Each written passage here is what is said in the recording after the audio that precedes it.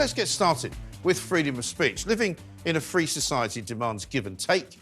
There are some people whose views you might not like, and there are some whose views you might truly despise. But if we can't have the freedom to insult, to be offensive, and to say the wrong things, then freedom of speech surely isn't really worth having.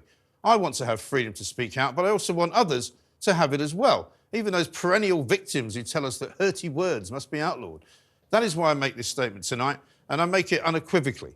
As much as I despise much of the narrative around the pro-Palestinian marches of recent weeks, I'm going to say those marches have a right to go ahead.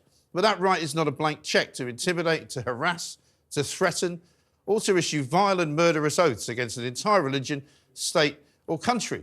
Looking around today, we are made to see the victim culture that the woke have constructed in our society. Blaming others is the name of the game. It's almost as if there's a competition to be the most offended by something or someone.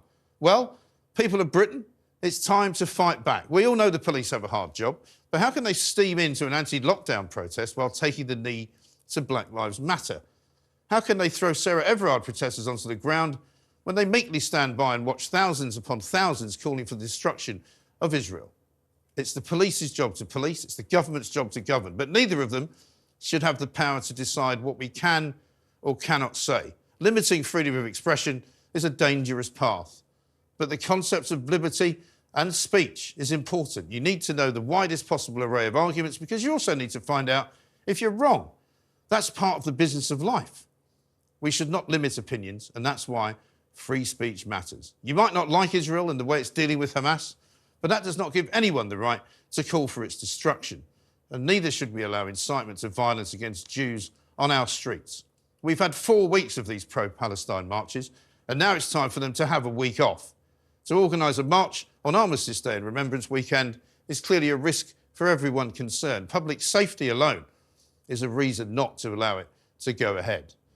And so it's time for the police and the government to protect everyone's right to freedom of speech. Our freedoms were hard won. They were crafted out of the bravery and the blood of our courageous military men and women. They must not be allowed to wither and die